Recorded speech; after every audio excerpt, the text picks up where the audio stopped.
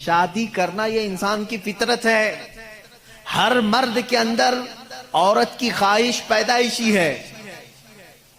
یعنی اللہ تعالیٰ نے اس کے جسم میں یہ رکھا ہے کہ عورت سے وہ قرار حاصل کرے، تسکین حاصل کرے. مردوں کو اللہ نے یہ خصوصیت دی ہے، صفت دی ہے، اور عورتوں کے بھی اندر اللہ نے یہ رکھا ہے کہ ان کا میلان یا ان کی توجہ مردوں کی طرف ہے، لیکن اس کو اسلام نے ایک حلال طریقے سے باندھا ہے، وہ نکاح کے ذریعے سے. اب اگر کسی پر پابندی لگا دیں، اگر میں کہہ دوں کہ میرے جتنے قریب کے ہیں، جتنے ماننے والے ہیں، ان میں سے کوئی بھی عورت کو ٹچ نہیں کرے گا زندگی بھر، تو یہ میں نے فطرت کے خلاف بات کی. یہ فطرت کے خلاف بات کی. میں بول نہیں سکتا کہ تم شادی نہ کرو، نکاح نہ کرو، اور اسلام نے کبھی بھی ایسی پابندی نہیں لگائی. عیسائیوں نے اپنے اوپر لازم کر لیا کہ جو ان کا مذہبی ہوگا، ریلیجیس ہوگا، وہ عورتوں کو نہیں چھوئے گا. کتنی حیرت کی بات ہے. معلوم ہے آپ کو آج دنیا میں ویمن رائٹس کی بات عیسائی کرتے ہیں جو خود نکاح نہیں کرتے. جو پادری نکاح نہیں کرتا، کبھی عورت کو اپنے ساتھ نہیں رکھتا، وہ ویمن رائٹس کی بات کرتا ہے. حیرت نہیں ہوتی؟ کچھ نن ایسی ہیں جن کو زندگی بھر کے لیے پابندی لگا دی گئی کہ اب تم کسی مرد کی بیوی بن نہیں سکتی. سنیاس لے لیا اس نے، وہ کبھی یہ راستے پر آ نہیں سکتی. یہ فطرت کے خلاف ہے، اور ہم نے اس کے انجام دیکھے ہیں، بلکہ اخباروں نے آپ سب کو بتایا بھی ہوگا. حقیقت ہے کہ جب فطرت کے خلاف کوئی بات کی جاتی ہے تو وہ چند دن تک تو چل سکتا ہے، لیکن پھر کہیں غائبانہ طور پر لاوا پھوٹ ہی جاتا ہے.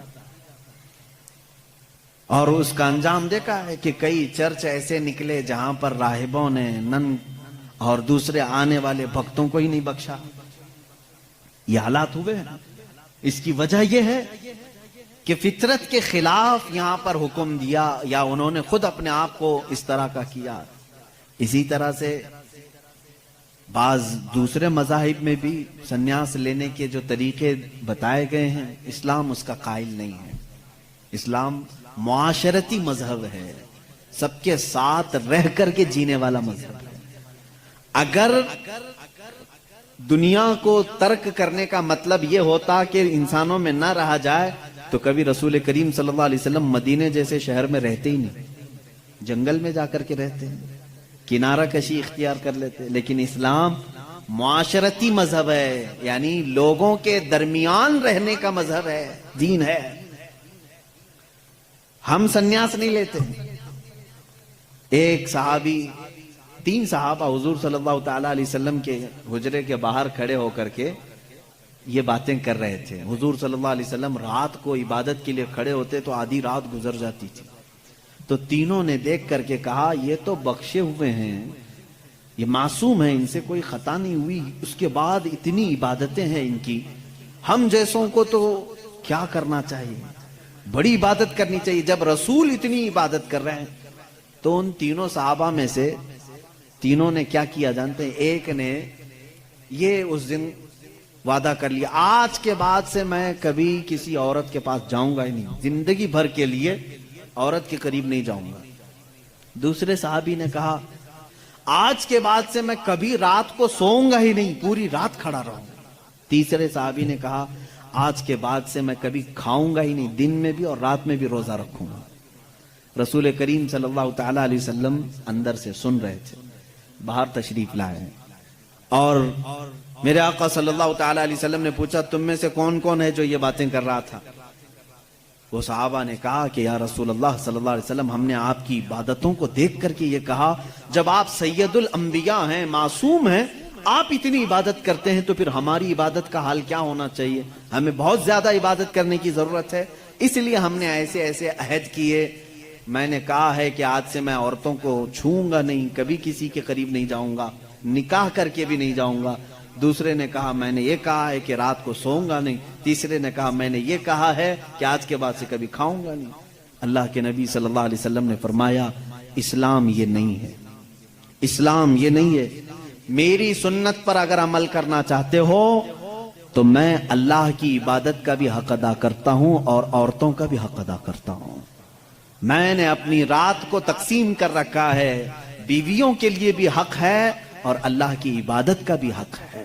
اور دوسرے سے کہا تم نے کہا کہ رات کو کبھی سوؤں گا ہی نہیں، یہ بھی ہمارا طریقہ نہیں ہے، تم فطرت کے خلاف بات کر رہے ہو، بیمار ہو سکتے ہو، روزانہ رات پورے نہیں سو رہے. اب یہاں اس پر میں رک کر کے کہوں گا، حضور صلی اللہ علیہ وسلم نے اس صحابی کو منع کیا جو یہ کہہ رہے تھے میں رات بھر عبادت کروں گا. حضور نے فرمایا میری سنت یہ ہے کہ میں تھوڑی رات آرام کرتا ہوں اور تھوڑی رات اپنے رب کی عبادت بھی کرتا ہوں. تمہارے جسم کا بھی تم پر حق ہے، اس کو بھی آرام دو. اور پھر تیسرے صحابی سے کہا میری سنت یہ ہے کہ میں افطاری بھی کرتا ہوں اور سحری بھی کرتا ہوں اور روزہ بھی رکھتا ہوں. ایسا نہیں کہ پورا پابندی کر لیا، جبکہ وہ رسول جن کو اللہ تعالیٰ جنت سے کھلاتا پلاتا ہے، اس کے باوجود میرے آقا صلی اللہ علیہ وسلم فرماتے ہیں کہ کنٹینیو روزہ رکھنا نہیں چاہیے، کہ تمہارے جسم کا تم پر حق ہے، کمزوری آ جائے گی. حضور نے منع فرمایا میں ایک دن روزہ رکھتا ہوں ایک دن نہیں رکھتا، یا میں افطار کرتا ہوں شام کے وقت اور دن میں روزہ رکھتا ہوں. اس کا مطلب یہ ہے میرے عزیزو، اس پوری حدیث کا خلاصہ یہ ہے، اللہ کے نبی صلی اللہ تعالیٰ علیہ وسلم نے جو حکم دیے، اسلام کا خلاصہ یہ ہے کہ اس میں کہیں پر بھی افراط و تفریط نہیں، یعنی بہت تنگی والے حکم بھی نہیں اور بہت ڈھیل بھی نہیں. اسلام درمیانی راستہ ہے، درمیانی راستہ ہے. اب یہاں ان لوگوں کو سوچنا چاہیے، حضور نے جس صحابی کو رات بھر عبادت کرنے کے لیے منع کیا، یہاں رات بھر گیم کھیلنے والے لوگ موجود ہیں، پوری رات بھر عیاشی کرنے والے موجود ہیں. ان کو تو رات بھر کھڑے ہو کر کے عبادت کرنے کو میرے آقا نے منع کیا تھا. آرام کرو تھوڑی دیر، اپنے جسم کو راحت پہنچاؤ.